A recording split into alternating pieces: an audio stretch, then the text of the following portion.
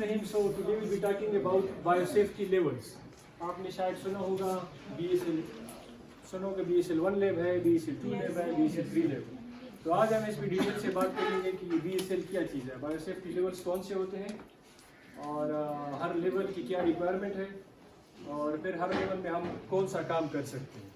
It's very important for all those who will be working in the labs, इधर diagnostic लेब और clinical लेब और जो भी है, स्पेशली हॉस्पिटल वाले जो लोग हैं, आप लोगों के लिए बहुत इम्पॉर्टेंट है। So there are 4 categories of labs: BSL 1, biosafety level 1, biosafety level 2, biosafety level 3 and biosafety level 4. अब याद रखें कि BSL 1 इट्स अ पायरामिड, ठीक है। BSL 1 में और BSL 2, BSL 3, BSL 4 सबसे टॉप पे होगा। BSL 1 एक आपकी ये कह लें कि एक बहुत ही बेसिक टाइप ऑफ लैब है जहाँ पे आप बेसिक टाइप्स ऑफ एक्सपेरिमेंट करते हैं। से कि जो आपके इंटर कॉलेज में, इंटरमीडिएट में, कॉलेज में जो लैब होती है हाई स्कूल में, उसको आप BSL 1 लैब कह सकते हैं। अब आगे जाके उसकी डिटेल पढ़ते हैं कि BSL 1 लैब की क्या रिक्वायरमेंट होगी, किस लैब को हम BSL 1 कहेंगे, क्या कैसी डिमार्केशन है, क्या कैटेगरीज है, कैसी सी क्लासिफिकेशन की गई, सब की बात करते हैं। BSL 2 लेवल उससे कहने के थोड़ा सा एडवांस, BSL 3 उससे भी एडवांस, जिसमें हम सेंसिटिव काम करते हैं, जिसमें हम हेजर्डस पैथोजेंस को डील करते हैं, जो एरोसोल जनरेटेड प्रोसीजर है या वो माइक्रो ऑर्गेनिज्म जो रिस्पिरेटरी रूट को वो थ्रू इनहेलेशन या ड्रॉपलेट्स के फॉर्म में हमें बीमार कर सकते हैं, वो BSL 3 में हम डील करते हैं। इसी तरह BSL 4 इज हाईली सोफिस्टिकेटेड लेब, जिसमें जो न्यूली इमर्जिंग पैथोजेंस है उनको हम डील करते हैं BSL 4 में। और मजे की बात यह है कि BSL 4 लेब पूरे पाकिस्तान में कोई भी BSL 4 की लेब नहीं है। We just have up to BSL 3 level labs, और ये शायद हमें ज़रूरत तो होगी, लेकिन अगर आपने BSL 4 लेब रखनी है तो उसके बहुत ज़्यादा रिक्वायरमेंट है, अपने सारे रिक्वायरमेंट को आपने फिर मीट करना है, ठीक है। जिस तरह आप तो सुनने में आ रहा है कि जो अभी रिसेंट पेंडेमिक कोविड, कहाँ से इसकी इरप्शन हुई, कहाँ से ओरिजिनेट हुआ, चाइना में कौन सी सिटी से, वुहान सिटी से। तो एक थ्योरी ये है, although it's not a valid theory, तो कुछ लोगों का ख्याल ये है कि वुहान में वहाँ पे एक BSL 4 लैब है जो वायरोलॉजी पे काम करती है।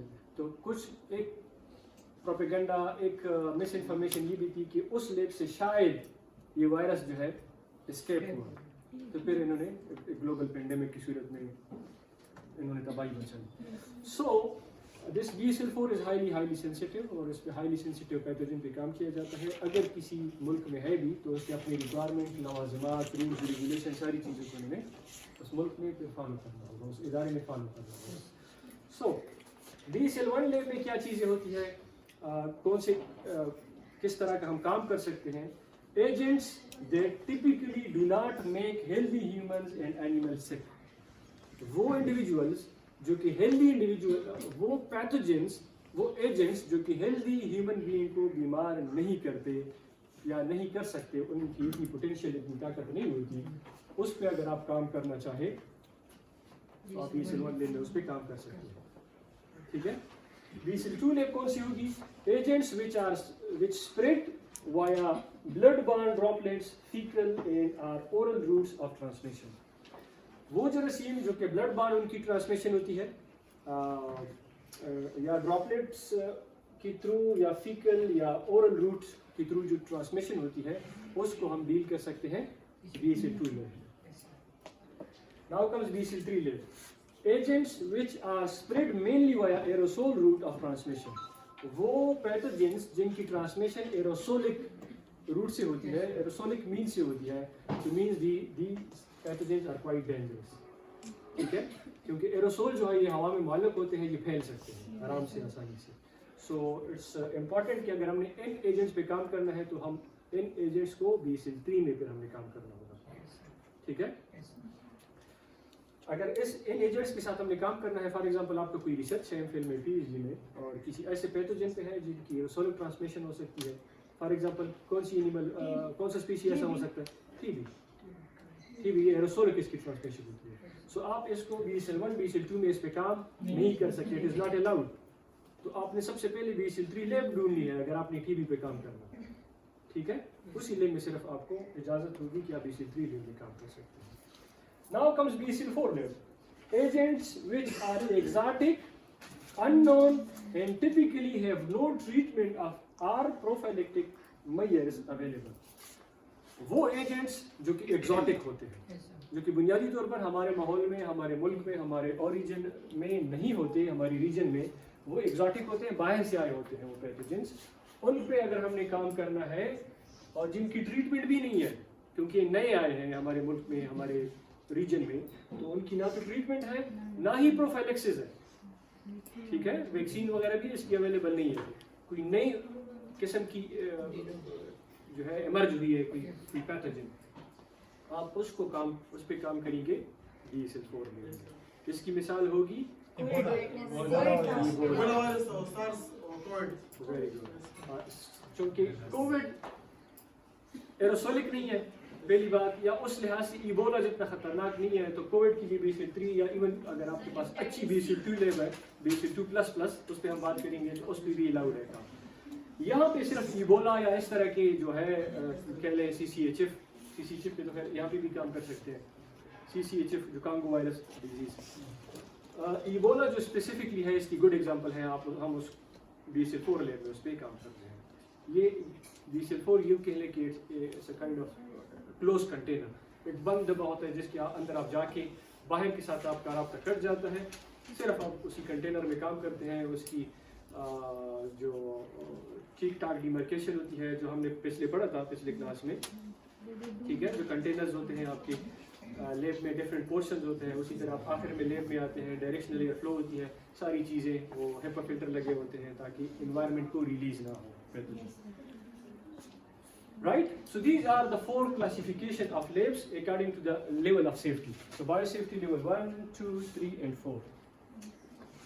अब हम step wise सब पे डिटेल पे बात करते हैं। So BSL1 lab, first is BSL1 lab, this is biosafety level 1. अच्छा, सबसे पहली बात की तो मुझे नजर भी नहीं आ रहा, A sink for hand washing. BSL1 की पहली रिक्वायरमेंट ये होगी, the very first requirement of BSL1 is a sink for hand washing।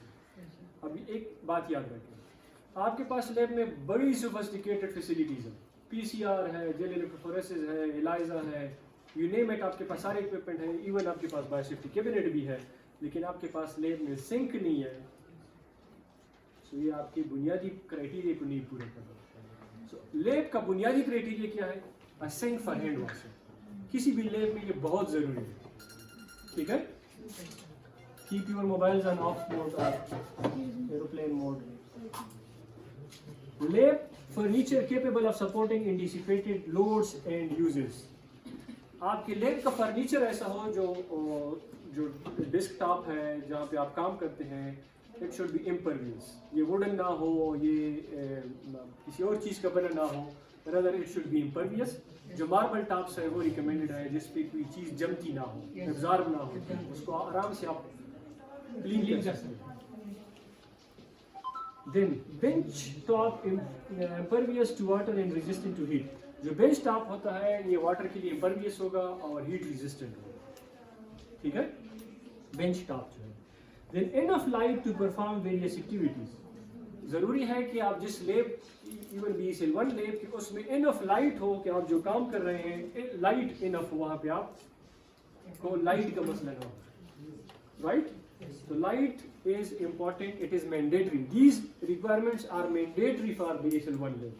ये ज़रूर होनी, ये नहीं होगी तो हम उसको BSL1 लेब नहीं कह सकते।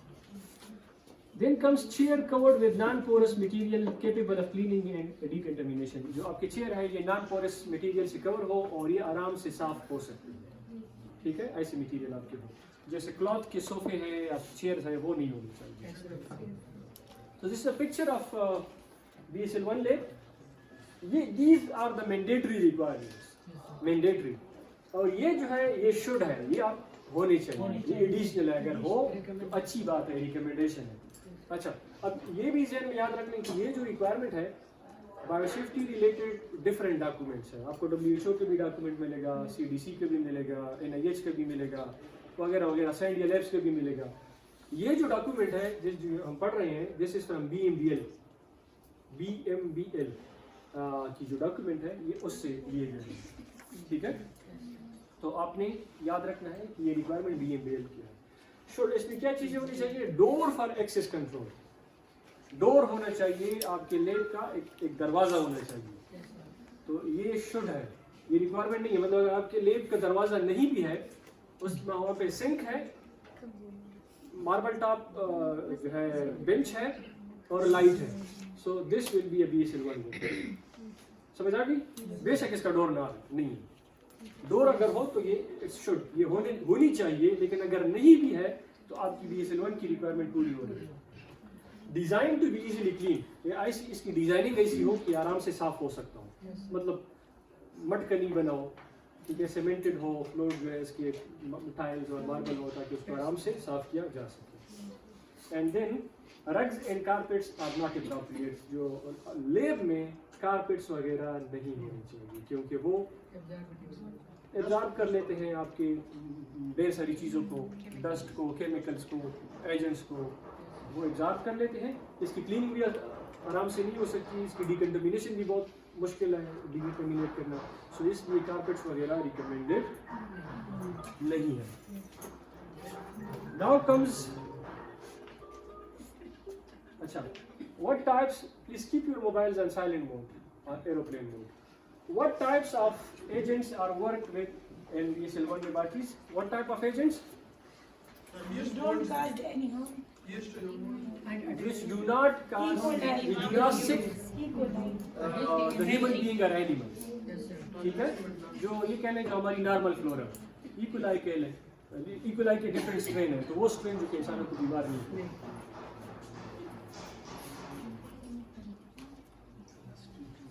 अच्छा, अब बात करते हैं BMBL is a Biosafety microbiological biochemical laboratory. very good. इसी तरह दोबारा बोलिए। Biosafety microbiological and biochemical laboratories. हाँ, microbiology BMBL, biotechnology and microbiology lab, biosafety भी इसी तरह का नाम है, ठीक है। सही है, मैं भी चेक कर लूँगा, आप भी चेक करेंगे। Okay, now BSL-2। BSL-2 में क्या चीज़ इसकी मैंडेटरी है, क्या रिक्वायरमेंट है और क्या चीज़ें शुड में हो, क्या चीज़ें होनी चाहिए। तो रिक्वायरमेंट जो इसकी है, number first, must include every component of BSL-1। BSL-1 में जितने कंपोनेंट थे, चूंकि ये ग्रेड हम ग्रेड ऊपर जा रहे हैं, तो BSL-1 के सारी रिक्वायरमेंट इसमें मैंडेटरी होंगे। उसके ऊपर एडिशनल लेयर्स है, वो रिक्वायरमेंट तो होंगे ही होंगे। और क्या चीज़ें होंगी इसमें?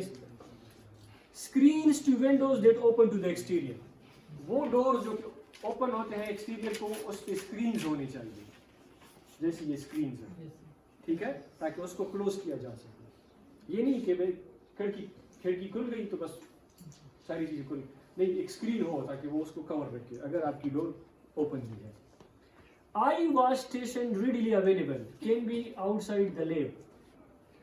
जो आई वॉश स्टेशन है BSL-2 लैब में ये होना चाहिए, बेशक लैब में ना हो लेकिन फैसिलिटी में हो। मतलब 4-5 लैब है अब हमारे कॉलेज में, कोई एक हैंड वॉश जरूर होना चाहिए, आई वॉश जरूर होना चाहिए। आई वॉश क्या है? जो नॉर्मल सिंक है that is hand wash. I wash ये है कि ये एक सिंक सा होता है जिससे 2 नल के आते हैं ऊपर की तरफ, और अगर खुदा न खास्ता आपकी आंखों में कोई चीज़ चली गई, कोई एसिड, कोई भी चीज़ जो आपकी इरिटेशन करती है आपकी आंखों को, तो आप 5 मिनट तक अपनी आंखों को उस टेप वाटर से धोएंगे। आप अपनी आंखें उसको ऑन करके अपनी आंखें ऐसे खुली रख के उसका फ्लो आपकी आंखों में जाएगा, वाटर का फ्लो फॉर 5 मिनट्स, तो that will wash your mucosa of the your eyes, और जो चीज़ उसमें होगी तो वो एब्जॉर्ब नहीं होगी, रादर वो वाटर के साथ वॉश आउट हो जाएगी, ठीक है। सो आई वॉश स्टेशन BSL-2 लैब में इसका होना ज़रूरी है, बेशक लैब में ना हो लेकिन फैसिलिटी में मौजूद हो। और ये है कि लॉकेबल डोर्स, इसमें डोर का होना ज़रूरी है, और डोर के साथ ये भी है कि उसको लॉक भी किया जा सकता है। लॉकेबल डोर्स, आप उसको ताला लगा सकते हैं, ठीक है। अ door is now mandatory in BSL 2, वहाँ पे मैंडेटरी नहीं था, यहाँ पे डोर मैंडेटरी है, और डोर ऐसा कि आप उसको ताला भी लगा सकते हो, जब आप काम नहीं करते तो उसको ताला लगा, उसको क्लोज रखें। Then directional air flow, it's mandatory जो यहाँ पे हवा है उसकी डायरेक्शनल एयर फ्लो, ठीक है। और then comes biosafety cabinet used when needed. अच्छा, इसमें बायोसेफ्टी कैबिनेट का होना भी ज़रूरी है, आपके पास बायोसेफ्टी कैबिनेट मौजूद हो, क्योंकि जब ज़रूरत हो, जब आप कोई ऐसा प्रोसीजर करना है जिसकी बायोसेफ्टी कैबिनेट की ज़रूरत है, तो बवक्त की ज़रूरत आप वहाँ पे जाके काम करें, ठीक। Then comes decontamination of waste available in the facility, जो वेस्ट आप जनरेट कर रहे हैं, डिकंटामिनेशन की फैसिलिटी भी आपके पास मौजूद है। डिकंटामिनेशन की फैसिलिटी क्या हो सकती है?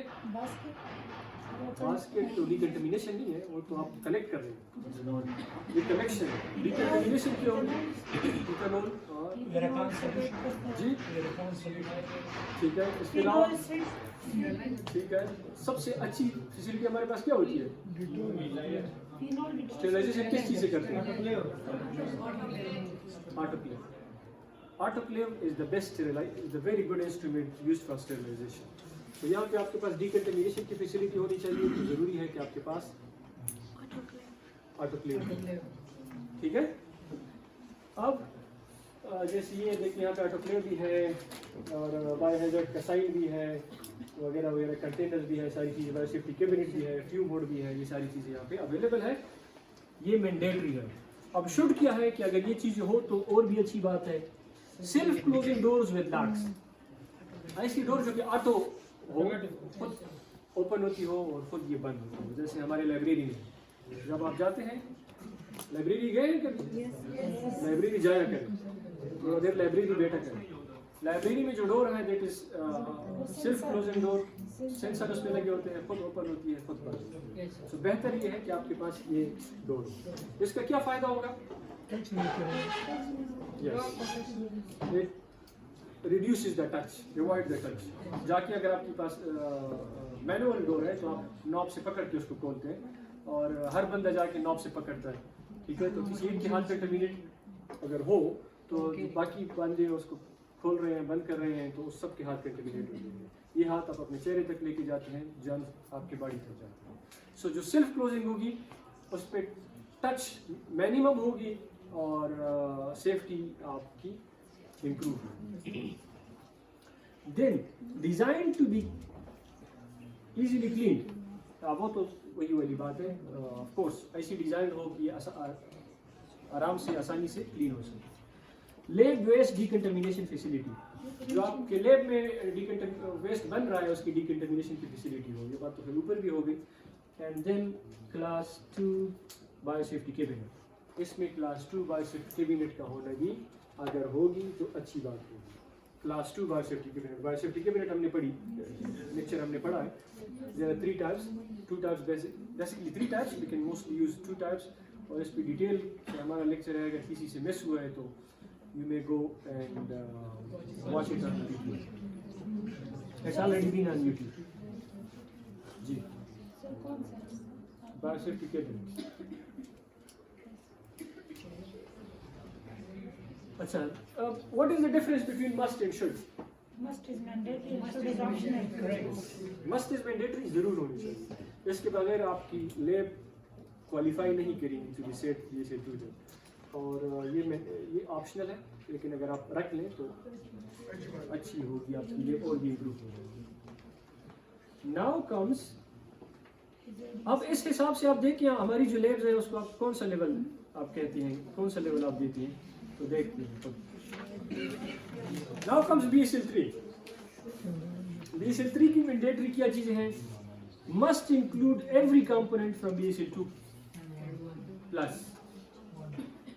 BSL 2 में जो चीज़ें होगी वो यहाँ पे उनका होना ऑफ कोर्स मैंडेटरी है, क्योंकि उससे एक लेवल हम ऊपर जा रहे हैं। हैंड्स फ्री सिंक्स, यहाँ पे सिंक्स होने चाहिए, लेकिन they should be hands free.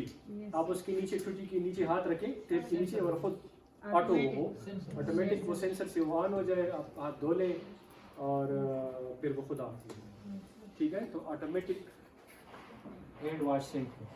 Sir, why these are not installed in the BSL2? Even it is possible. अगर वेरी गुड, अगर आपके पास ये फैसिलिटी मना नहीं है वहाँ पे, आप कर सकते हैं, आप कर लें। BSL2 की जो रिक्वायरमेंट आपने पूरी कर ली, It's not mandated. यस, जब मैंडेटरी आप पूरी कर लेते हैं, बाद में इस कतरा नहीं है कि आप ये नहीं कर सकते, बेशक ये भी वहाँ पे अप्लाई करें।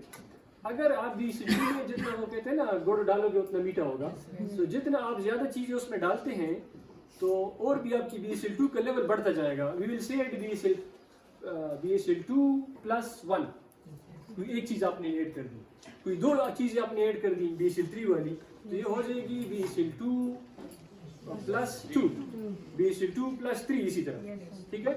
तीन चीज़ें ऐसी ऊपर अगर होगी तो आप हम इसको BSL2 +3 बोलेंगे, मतलब it's a very good BSL2। तो पाबंदी नहीं है कि आप वहाँ पे नहीं लगा सकते, लगा लें बेशक, लेकिन अगर आपकी, चले आगे चल के मैं बताता हूँ। Mandated नहीं है। प्रोसेस फॉर सीलिंग लैब, आपके पास ऐसी प्रोसेस हो कि आप पूरे का पूरा लैब मुकम्मल सील कर लें, कोई हवा उसमें बाहर से ना आ रही हो और ना अंदर से जा रही हो, सिर्फ एक डायरेक्शनल जो हो, एक सेंस से आ रही हो हवा और यहाँ पे एग्जॉस्ट हो बाहर जा रही हो, बाकी विंडो से डोर से इधर उधर से कोई हवा नहीं आ रही, ये बिल्कुल सीलेबल, आप उसको सील कर सकते हैं बवक्त ज़रूरत। ये नहीं कि हर वक्त ये सील होगा, लेकिन बवक्त ज़रूरत आप उसको कंप्लीट सील कर सकते हैं, राइट। सर जैसे कि हम बाइसेप्टिक कैबिनेट्स में हीपा फिल्टर यूज़ कर रहे थे कि ये मतलब क्लीन हो एनवायरनमेंट को जो है ना, अगर यहाँ पे रेसोलिक हम डील कर रहे हैं बाइसेप्टिक कैबिनेट में नहीं भी हो, तो ये एक डायरेक्शनल फ्लो तो बाहर जा रही है एग्जॉस्ट फैन से, तो एनवायरनमेंट को गंदा करेंगे। वेरी गुड, लेकिन आपने अगर कोई ऐसा काम करना है तो आप वो काम करेंगे BSL2 बायोसेफ्टी कैबिनेट के अंदर ही वो काम करेंगे। अगर आप उसके अंदर काम नहीं करती तो ये तो आपको भी बीमार कर सकती है, ठीक है। तो बात करते हैं कि यहाँ पे कौन सा फिल्टर होना चाहिए, क्या चीज़ें होनी चाहिए। अगर आपका सेंसिटिव काम है तो ये वाला BSL3 लैब में है, लेकिन BSL3 लैब में अगेन आप बायोसेफ्टी कैबिनेट के अंदर काम करेंगे, ठीक है। Then okay, process for sealing lab हो गई। स्लिप रेजिस्टेंट फ्लोर, फ्लोर आपका ऐसा होना चाहिए कि स्लिपरी ना हो, कि जाके आप उस पर स्लिप ना हो। और देन सील्ड विंडोज, जो आपकी विंडोज है ये मुकम्मल सील्ड हो, इसके जो कॉर्नर्स है इस पे वो लगे होते हैं, इसको सील करते हैं, मोम टाइप कह लें या जो भी, जिसको कम्प्लीटली सील करते हैं। Then should be eye wash station inside the laboratory. BSL2 lab में ये था कि within the facility eye wash station होना चाहिए, यहाँ पे मैंडेटरी है कि आपका आई वॉश स्टेशन लैब के अंदर होगा, विद इन द लैब, ठीक। नेक्स्ट होगा biosafety cabinet properly install, air must be HEPA filter, ठीक है। तो बात आ गई, बायोसेफ्टी कैबिनेट मस्ट यहाँ पे इंस्टॉल होना चाहिए, और जो हवा यहाँ से बाहर जा रही है that must be HEPA filter. HEPA filter क्या है? HEPA, HEPA, high efficient particulate air. ये स्पेसिफिक टाइप के फिल्टर होते हैं जो कि इवन 0.02 माइक्रोमीटर का जो एजेंट है उसको भी ट्रैप कर लेता है। तो मतलब इवन माइन्यूट या स्मॉल साइज का भी कोई एजेंट क्यों ना हो, ये उसको ट्रैप कर लेता है, इससे कोई चीज़ नहीं गुजर सकती, तो जो हवा एनवायरनमेंट में जाएगी वो बाहर को क्लीन एयर जाएगी। डक्टेड एयर वेंटिलेशन सिस्टम, जो इसमें वेंटिलेशन सिस्टम है दैट शुड बी डक्टेड, हवा एक डक्ट से आ रही है और एक डक्ट से बाहर जा रही है। Then comes directional air flow, air flow जो है वो डायरेक्शनल होनी चाहिए, हर सिम से हवा ना हो, एक सिम से आए और दूसरे सिम से निकले। और हवा किस सिम से आएगी? क्लीन सिम से आएगी, और किस सिम में जाएगी? जो कह ले कि आपका कंटेमिनेटेड सरफेस है, कंटेमिनेटेड एरिया है, उस सिम में ये बाहर जाएगी और बाहर फिल्टर होती जाएगी। Then comes annual verification of the facility. हाँ, अगर आपने BSL3 लैब बनाई है तो फिर आप इसकी एनुअल वेरिफिकेशन को भी इंश्योर कराएंगे। ये नहीं कि आप कह लें कि मैंने लैब बना ली, इक्विपमेंट उसमें परचेज कर लिए, अब जो है ये मेरी BSL3 लैब हो गई, आपने इसकी एनुअल वेरिफिकेशन भी करनी है। तो टीम ऑफ एक्सपर्ट्स आएंगे, वो इसको मॉनिटर करेंगे कि डायरेक्शनल एयर फ्लो है, सील है, बाकी जितनी भी चीज़ें हैं डिकंटेमिनेशन की, वो सारी चीज़ें प्रॉपरली वर्किंग है। और साथ ही साथ इसमें लिखा नहीं है, लेकिन ये मेरी तरफ से एडिशनल पॉइंट आप नोट कर लें कि the personal working in BSL3 must be trained. कोई भी ऐसा बंदा नहीं कि आप फेल कर रहे हैं, ले लें। ये ऐसी बात नहीं होनी चाहिए कि आपने कोई भी बंदा वो जाके अनट्रेंड बंदा BSL3 लैब में काम करे। तो BSL3 लैब में क्या होने चाहिए?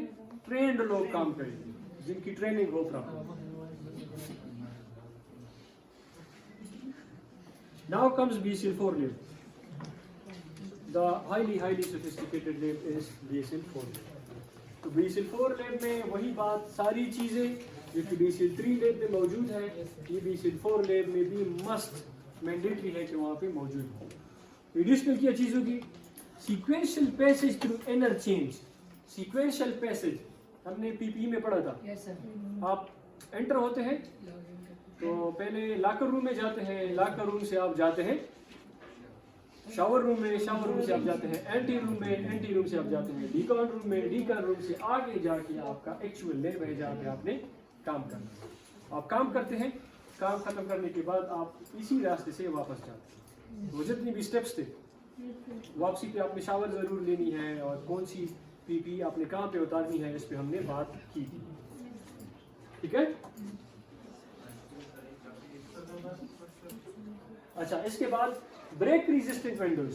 यहाँ पे आपके पास विंडोज ऐसी हो कि वो ब्रेक रेजिस्टेंट हो, बड़ी स्ट्रांग और रिजिड और अच्छी क्वालिटी की विंडोज होनी चाहिए कि अगर खुदा न खास्ता कोई बंदा आके उसको तोड़ना भी चाहे तो आराम से तोड़ेगा नहीं, तोड़ ना पाए उसको। ठीक है, windows should be very good quality, break resistant windows. कोई क्यों तोड़ेगा? किसके क्वेश्चन है आपका? Miscreants are everywhere, terrorist maybe somewhere, और बायोटेररिज्म could happen, और किसी को पता चल गया कि आप बड़े सेंसिटिव एजेंट पे काम कर रहे हैं, कोई उसको चोरी करना चाहे, दे में कम अटैक योर फैसिलिटी। तो आपकी फैसिलिटी में अच्छे खासे आपके इंतजाम होने चाहिए, from all the misuses, from all the unauthorized hand, from all the emergencies। Exactly उस पॉइंट से आगे किसी लेक्चर पे हम जाके पढ़ेंगे इसको, बायो सिक्योरिटी पे हम क्लास ही लेंगे। ठीक है, इमरजेंसी पे भी हम क्लास लेंगे कि अगर खुदा न खास्ता आपके लैब में इमरजेंसी हो गई, जलजला आ जाता है, अर्थक्वेक आ जाता है और फ्लड आ जाता है, कोई बंदा बेहोश हो जाता है, किसी को सांस नहीं आ रही, कोई गिर जाता है, तो क्या करें? इस पे हम क्लास लेंगे। Okay, then be completely sealed. ये कंप्लीटली सील्ड होगा। अब ये जो वो पहला BSL3 था सीलेबल, ये कंप्लीटली सील्ड होगा। ये ऐसा कह लें कि एक बंद डब्बा है, आप उसके अंदर जाके आप काम करते हैं और इसमें आप हाई लेवल ऑफ जो वो है आप मेंटेन रखते हैं। कंटेनमेंट जो है वो आप मेंटेन रखेंगे ताकि कंटेनमेंट ब्रीच ना हो। अगर कंटेनमेंट की ब्रीच हो जाएगी तो खुदा न खास्ता हमारे ये सेंसिटिव लैब है, वो एग्जॉटिक एजेंट्स होते हैं, वो लोगों को बीमार करते हैं, तो वो एस्केप कर सकते हैं लैब से और सोसाइटी में एंडेमिक या कोई डिजीज जो है काज कर सकते हैं। इसलिए इसकी बड़े स्ट्रॉन्ग रेगुलेशंस होते हैं। Double door autoclave inside the lab. Lab के अंदर ऑटोक्लेव होगा, लेकिन ऑटोक्लेव डबल डोर होगा ताकि ये ज़्यादा चीज़ों को समेट सकता हो और ये अच्छी क्वालिटी का होगा और डबल डोर होगा। Single HEPA filter supply and double HEPA filter exhaust. जो आपको हवा आ रही है वो भी HEPA फिल्टर से एंटर होगी और जो बाहर जा रही है वो डबल HEPA फिल्टर से पास होगी, एक HEPA फिल्टर से फिर दूसरे से, ताकि एनवायरनमेंट को यहाँ पे ऑफ कोर्स आपका सोफिस्टिकेटेड काम है तो ताकि एनवायरनमेंट को क्लीन हवा मिले। ठीक है, डबल HEPA फिल्टर से एग्जॉस्ट होगी। Then comes liquid decontamination process before release to the sanitary system. जो भी आपकी लिक्विड है अगर आपने उसको डिस्पोज करना है तो that must go through the sewer system, और सीवर सिस्टम में जाने से पहले दैट मस्ट बी ट्रीटेड। उसकी ट्रीटमेंट होनी चाहिए, उसको डिकंटामिनेट किया जाना चाहिए और उसके बाद इसकी डिस्पोजल हो। ठीक है, सर ये डिस्कार्ड जितने थिंग्स है उसको ऑटोक्लेव करते हैं। यस, सबको नहीं। बायो वेस्ट मैनेजमेंट में हमने क्लास लिया था, हर चीज़ की अपना तरीका है, किस चीज़ को आप किस तरह डिकंटामिनेट कर सकते हैं। कुछ चीज़ों को आप ऑटोक्लेव करते हैं, कुछ को आप इंसिनरेट करते हैं, कुछ को सीवर में बहाते हैं, कुछ को ब्लीच के साथ ट्रीट करते हैं। तो हर चीज़ का अपना एक मेथड है। हर चीज़ के लिए वो कहते हैं ना कि one suit doesn't fit all. तो सर कोविड के सॉफ्ट ट्यूब को हम ऑटोक्लेव करते थे जब डिस्कार्ड करते थे। तो किस चीज़ को? वो स्वाब जिसमें लिया होता है ना। जो आपकी पीपीई है उस पर हमने बात की थी बायोवेस्ट मैनेजमेंट में कि आपकी पीपीई को हम कैसे करते हैं, हैज़ार्डस है, दीज शुड बी ऑटोक्लेव। जो आपकी PPE enough for today. Any question जी? आप क्या सेम